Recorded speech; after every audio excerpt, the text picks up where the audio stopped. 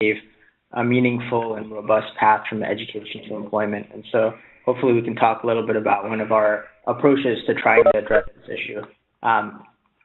But as mentioned, so Coursolve is the world's marketplace for digital internships. So let's see if I can advance slides.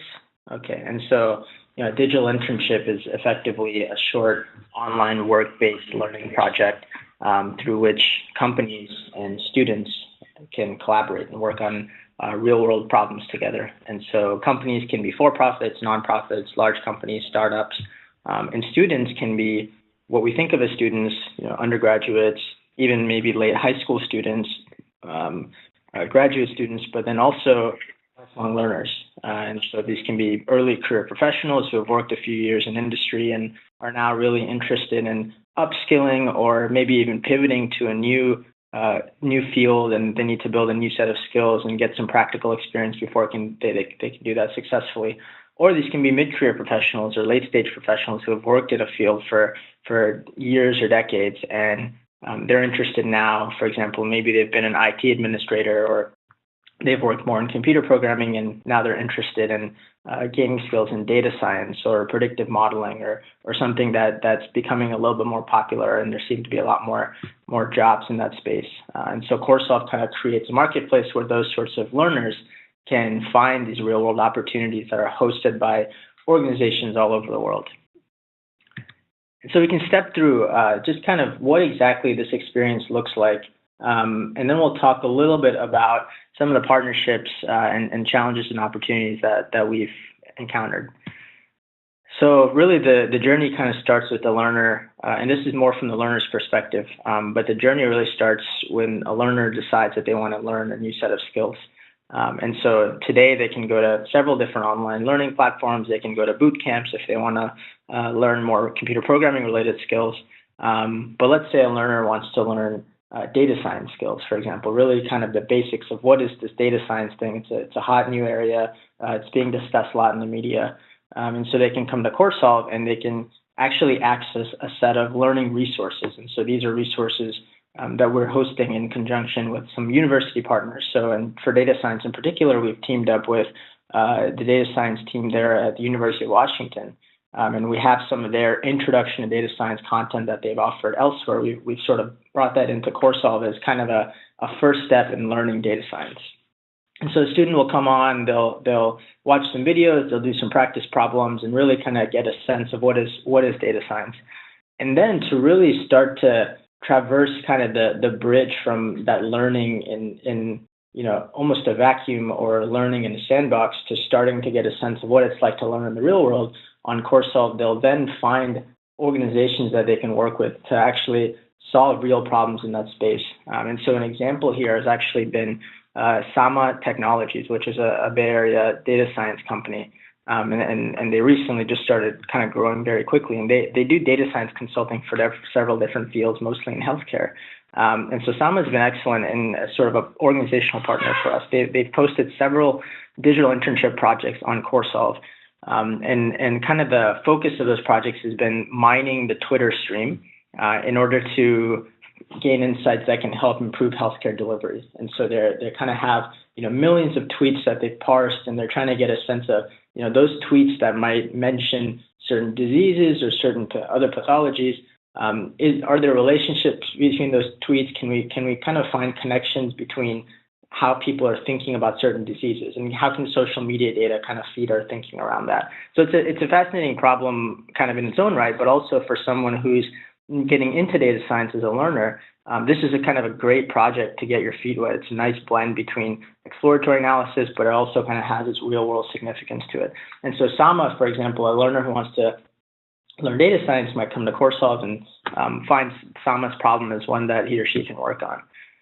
And then the next step is, after several learners have kind of joined these internship projects, they collaborate with each other and the hosting organization to actually solve the problem and to gain practical skills in the process. And so this screenshot here is kind of actually a look at some of the collaboration that happens on Coursolve. So you'll have learners who will post several different ideas and several different working graphs of analyses or papers or anything that is sort of inching them closer to solving the problem. And in this particular case, you can see a couple of things. One is just obviously kind of natural form technology as you'd expect, but probably one of the more interesting things is these colored dots here that you see, and basically what those are what we call like badges. And so there's been a lot of discussion in sort of the how do we prepare people for the workforce space about credentialing. And the nice thing about having a platform where people are actually working together and learning, so not necessarily just watching videos and learning, but actually have some work product as a result of their learning experience, is that throughout the process of them creating that work product, you actually have an opportunity for them to be credentialed. And so in this case, these badges are basically things like insightful perspective or useful research or thorough analysis or team leadership. And what a learner's peers in the hosting organization will do is actually chime in and award these credentials kind of on the fly as learners are contributing things to discussion. And so it's a way for the learner to build his or her portfolio throughout the process of collaboration, and also a way for peers to kind of showcase or demonstrate rather what they think of this particular learner's contributions.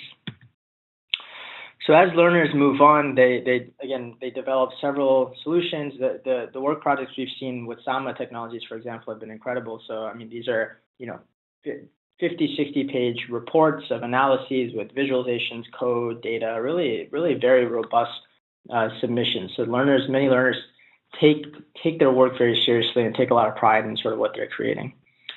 And then at the end of a project, organization will kind of go through a more formal validation process for a learner's skills. And so they can verify the skills that a learner has demonstrated throughout the course of the project. They can write badges, or they can award other badges. They can write recommendation letters. And all of this kind of helps the learner build his or her portfolio as they then decide what to do next, whether it's find opportunities elsewhere or actually maybe even find employment opportunities with that company. And that's kind of the last step here. And again, with Sama Technologies, it's been fascinating because Sama has worked with several hundred learners on Coursolve, I think from over 45 countries actually. And they've ended up hiring a couple of the people that they collaborated with through the platform. So they found some folks that were really interested in data science, but were very new to the field, work with them, realize kind of how they work, how they think, really how they would behave in a team setting. And they actually ended up hiring those people as data scientists in a very competitive market. So as you imagine, Bay Area for data science is competitive. And so that was sort of an interesting story, and we'll talk a little bit more about that in a second. So in order to kind of source content, I mentioned some of this already, but to really source content and source kind of the right frameworks and also learners in order to kind of work on these problems, we've taken this approach of partnering with several different universities and really kind of being the capstone online experiential learning engine for several of their programs. And so we look at, for example, the University of Virginia's Darden School of Business. We've worked with them in a couple different capacities. One is kind of in this MOOC, massive open online course context, where students who are taking some of their online courses, one of their requirements is to do a final project. They should do kind of a capstone strategic analysis, for example, if it's a strategic analysis course, or final design thinking project if it's a design thinking course. And so what we've done is we've kind of been a platform where they can come to and they can find organizations and opportunities to actually work on to fulfill the requirements of those projects. On the data side, I mentioned University of Washington. So similarly, students who are taking some of their online courses wanted to kind of, they enjoyed learning about Python programming and data cleansing and network analysis, and just kind of the hybrid set of technologies and tools and approaches that you use when you're learning data science. But many of them felt like they needed to do more to really feel how data science is applied in the real world, especially because data science is inherently an applied field. And so they came to Coursolve and were able to find opportunities like Sama Technologies has posted. Have also worked with MIT's entrepreneurship online course series. And so again, here students are learning about how to start a company, but part of the experience of starting a company is actually starting a company. And so not all these students will necessarily have ideas on what they should launch when they're in the course, but if we can bring startups to them where they can help do things like market analyses and customer segmentation and customer profiles and those sorts of things, then they can get a lot of that real world experience that's increasingly important in sort of having a strong entrepreneurship education. And then mention this mostly been online course partnerships. We've also explored some offline, more kind of within university ecosystem partnerships. And one promising direction has been speaking with alumni organizations and really kind of figuring out how can we tap into the resources and help really universities tap into resources that already exist there directly in order to kind of mobilize the opportunities for experiential learning. And so what I mean by that is we have, for example, alumni organizations that are in touch with career services, that are in touch with other kind of divisions at university.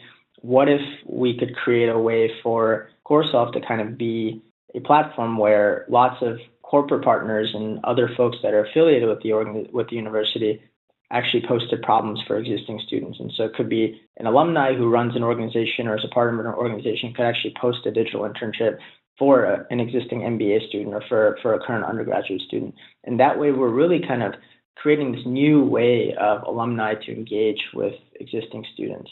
And you can imagine the potential monetary benefits of that. But also really, I think one of the things we've heard from alumni is that many of them just want to feel invested and engaged in the university. And this could be an interesting way for them to kind of give back while directly really helping learners kind of build experiences and get the most out of their opportunities in school.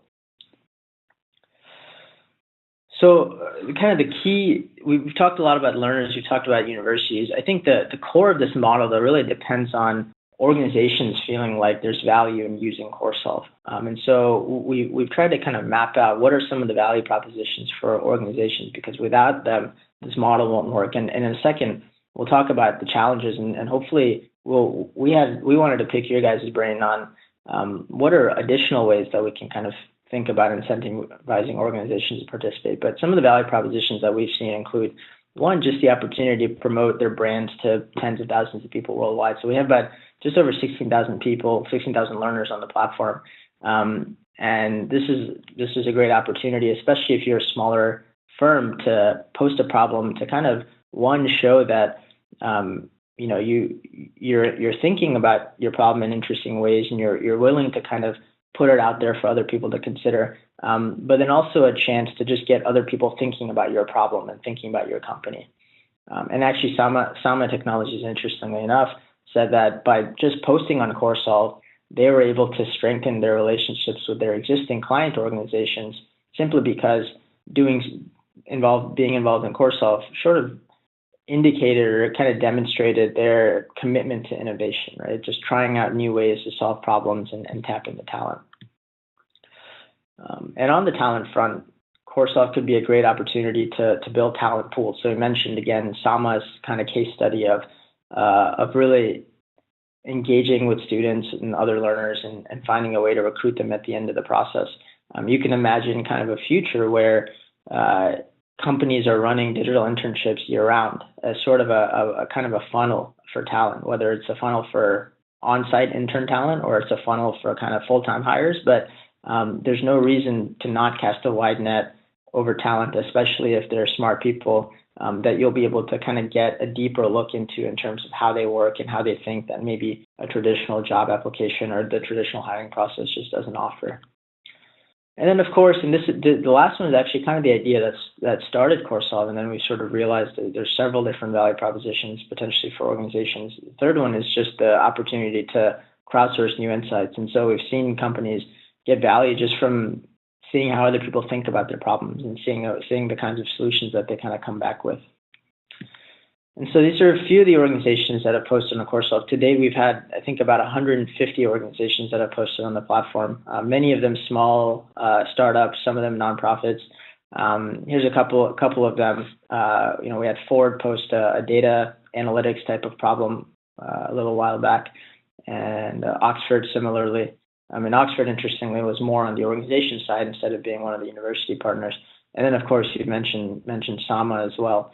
And here's a quote actually from Pratik, who is kind of the project administrator and the project mentor for the project that was hosted on Coursolve. So Coursolve enabled us to tap into the insights of hundreds of data scientists worldwide. Not only did we grow our vibrant open source community, but we also exposed our brand to emergent talent in the field resulting in several new hires and stronger relationships with our clients. There's really nothing out there like Coursolve. So Pratik has been, one of our early adopters.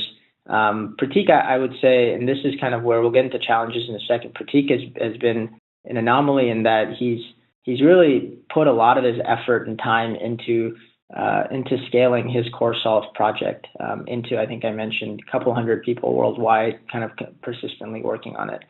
He's actually gotten support and sort of sign off and buy-in from his employer that it's okay for him to spend his time doing that. And so that really leads us to some challenges. So one challenge is with this entire model is just variable quality. And so, kind of in its idealized form, this sounds wonderful in that it's really a way to minimize market friction, market inefficiencies in the talent marketplace and the learning marketplace. And so there's a lot of opportunity there, of course, but actually in the collaborations, it's very difficult to guarantee that both learners and organizations will get value. So in some cases, you have organizations that post projects, and maybe learners will sign up, and then depending on kind of the motivations of those learners, and this is kind of the classic MOOC problem, many of them, because there's not enough necessarily buy-in or signaling that these people are committed to working on a problem, some of them will drop off, and then the organization doesn't have the best experience or the experience that they expected to have. And then kind of on the other end, we have the same issue with organizations. So organizations might post a problem and learners might be very excited to work on it, but then organizations get busy. They're not necessarily as responsive as learners need them to be. They don't necessarily kind of prioritize the learning of the learner. And I think that's another challenge in this model is how do we ensure that learners are actually learning and they're actually being cultivated as learners and not just being given work to do. And I think that's another challenge. I mentioned, so this kind of goes back to Sama and Pratik's case, where there's also a large time investment required. There's an upfront time of kind of envisioning a problem to post, and we've thought of some ways where maybe we could kind of mitigate that by coming up with template projects. If organizations don't really need a problem solved, but instead they just want to put a problem out there to see how learners work on it, we could potentially offer some template projects or kind of standard out-of-the-box projects for them to tweak. But really, we've seen that's a huge kind of upfront hurdle. And then the process of managing and evaluating projects is non-trivial. So, if you have, as Coursolve, we've posted several projects on our own platform to really kind of understand the experience.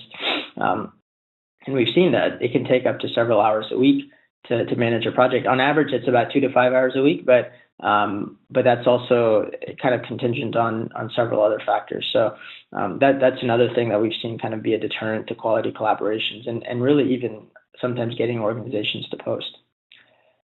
And then there's sort of a piece here that's out of our control, but it's an evolving area of regulation and something we're monitoring very closely. It's just risks and open questions about several legal matters. So, for example, paid versus unpaid internships. Right now on Coursolve, we leave it up to the organization to determine if what they're offering is a paid or unpaid internship. And so we post, there's the FLSA six-prong unpaid internship test. So we have that visible on the site in several places and kind of remind people, hey, if you're a nonprofit, you can post an unpaid internship. If you're a for-profit and you're deriving immediate value from the solution and the objective is not primarily for the learner to learn, but for you to get value, then you really should pay. And in fact, you have to pay. But at the end of the day, we leave it to organizations to kind of follow those rules and determine their agreements with learners. And so that is one deterrent, and just sort of figuring out the paperwork and all of that involved with that. But also broadly speaking, it's a risk, I think, that a lot of larger companies especially just don't want to engage with. Similar kind of in the similar vein, cross-border label. We have a global platform.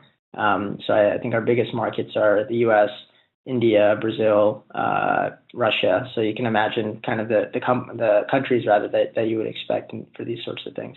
And then of course this issue of trust, right? Like how I'm a company, why should I trust posting my confidential or my sensitive information for people that I don't even know to access?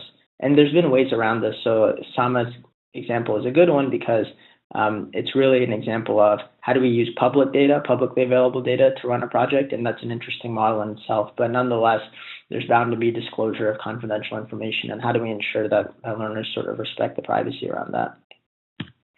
And so kind of in response, and this is where I'll end and hopefully take any questions, and also kind of thinking on this model. But in response to some of these challenges, what we've started to do is start to pilot a refined model for digital internships. And this is something, we don't have a clever name for it yet. So if you have ideas for that, that'd be great as well. But what we're calling this is kind of the RFP, or the request for proposal model for a digital internship.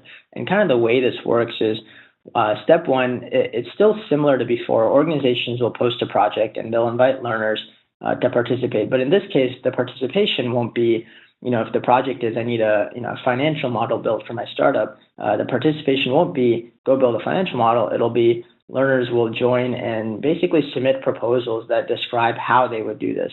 And the point of this is severalfold. One is to weed out the learners that just aren't committed, right? And also to make sure that the organization is actually committed to providing support. So it's almost kind of this pre-collaboration piece where we try to kind of build trust and help both parties better understand sort of what they're getting into and the quality they can expect. So learners then join this project and they can work individually, or like you saw previously, they can collaborate with others to kind of create their proposals. And as we've been piloting this new model, we've actually seen kind of a bias towards collaboration for some of these learners. So once learners complete their proposals, some engaged subset of them will probably actually submit those proposals. And that's how we start to get a sense of who's actually committed to working on this problem.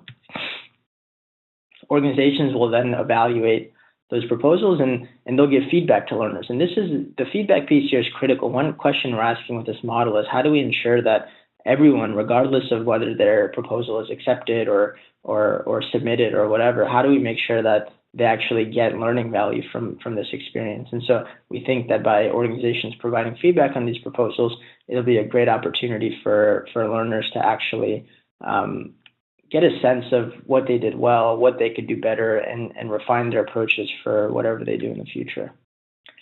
And finally, the organization at the end of this process selects a winning proposal or set of proposals and invites those learners to actually join as paid independent contractors to implement whatever they proposed. And this, again, is key because, one, it kind of eliminates the legal issue of should this person be paid or not. They've already demonstrated their value through the proposal and sort of the way they think, and they're a little bit more trustable now. And so the company should feel more okay with paying them up front. And it also kind of creates more gravity in the situation. It's if you fall off as a learner, if you stop engaging, there's a more severe ramification of not getting paid, and the payment contract itself kind of implies a more rigorous and robust relationship. And so all that to say, it's meant to kind of address that first issue of variable quality, where now that you've accepted a proposal and you know how this person is thinking about the proposal, you should have a better sense of what you'll get at the end. So that's roughly the model. As I mentioned, we've just started to pilot this several weeks ago, and so we don't have much data yet to share on this. But when we think of also, I guess the other question that probably comes to mind, and I'll stop with this, is how is this different from crowd working? And that's a fair question. I think again the difference is the learning, and that's the kind of the key difference. Is that's the objective of the platform, is to make sure that learners learn and actually build skills that help them advance their quality of life. And this proposal kind of insert is actually very different than what we've seen from at least most crowd-working platforms. And it's something that we think can kind of be an appropriate buffer to create those positive relationships between learners and organizations. But, if you're interested in learning more about this, or even some of the other stuff we mentioned about working with university partners and within universities, we'd love to hear from you, as well as just any general thoughts or questions that you might have. So I think we have a few minutes left, and stop there, and love to hear any questions or comments. Okay, do we have any questions, comments? Looks like, Jeff, you're getting ready.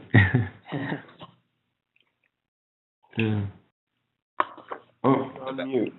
Yes, sorry, you were on the mute. I just unmuted. Would you mind to restart? I said, Nabeel, congratulations on actually implementing something that many of us have been talking about for years, and it's amazing that you've gotten this far and have done so well. So this is fabulous. I guess a couple of questions and then a suggestion, and we can take this offline if you'd like. One is, what is your business model in all of this? Because you're working with universities that don't have a lot of money, and you're working with students who don't. So how do you get paid? And the other is, there is a movement online about reputation building and the opportunity not just to be badged, but to actually establish a reputation either as a very good mentor or as a very good student. That's why we give grades in universities. So have you played with the idea of how reputation can be the currency of how you build a group, both the students and the ones who are providing the projects, of people who want to come back again and again, or people who become very good at doing this? Yeah, absolutely. I'll start with the second question. So I think it's a very good point, and I think so. In some of the badging that you've seen, some of the even the students' work product, right? I think the purpose of a site like this is that the work product, which you can host. So I didn't mention we have digital portfolios as well, where after you submit a solution to a company, you can just click a button and that kind of report or whatever shows up on your profile. And so a lot of that, and as well as some of the rating systems that we built in for organizations, a lot of that was trying to get at how do we help people build a reputation. And I think at the end of the day, that's probably what's going to be the strongest signal, right? Just as we've seen in networks that have scaled. Now, the challenge is getting to kind of critical mass for those signals to mean something. Because if you have one or two people that have rated an organization, or somebody with one or two verified skills, it starts to give you a sense of, okay, these people are probably good and we might be able to trust them. But really, I think the reason, like if I saw a book rated with 5 reviews or 500 reviews on Amazon, even if the 500 review one had a lower rating, I would probably pick that one to buy just because of the scale. So I think that's sort of one of the challenges in that, but I think it's a great idea. It's something that we'd love to kind of work towards as we grow. The business model question, great question. We're all ears. I think there's a lot of opportunity there, as you can imagine, especially because we have a lot of stakeholders, which, as you can see, makes things complicated as well, just having that many stakeholders. But especially on the organization side, really the thing we've tried to crack is kind of the talent piece. And how can we, if we are really creating talent pipelines for companies, if companies like Sama are hiring people, competitive talent, there must be a way for us to capture some of that value. The challenge, again, has been those outcomes have been too one-off, at least so far at small scale, to be able to make a compelling argument for and charging a company. And we can think about, well, what exactly are we charging a company for? Is it kind of a headhunting type of thing? Is it a product or a set of features that provide data on how people are collaborating? So that's kind of open to being spec'd out. But broadly speaking, the sense that we've gotten as we've had those conversations with companies is it's very hard. The cost of changing what they do to use a platform like this for recruiting it seems too high, and the value is unclear. And so I think that's been the hardest part in tapping into that for a business model. We do have a learner subscription model where we offer some premium services and networking and things like that, kind of like LinkedIn would, in order to find people that maybe have skills that you'd like to learn. But as you said, most learners don't want to pay for those things. But we have seen, and this is an area we're also exploring with a few conversations, is those subscription fees are things that universities might want to pick up the tab on and pass on as part of tuition, right? So if it's $5 a month for a learner to have unlimited access to experiential learning opportunities, that's now a compelling argument for a university to kind of pick up that tab and sort of see how they can find ways to build that into tuition or other ways to get students to cover the costs indirectly. Well, you may be a great acquisition target for Pearson or someone that already has access to all the universities, but I would love to pursue offline. So if I go to hello@Coursolve, I'll get to you. Yeah, that'd be perfect. That'll go to both Zephyr and me, and we'd love to hear from you and keep chatting.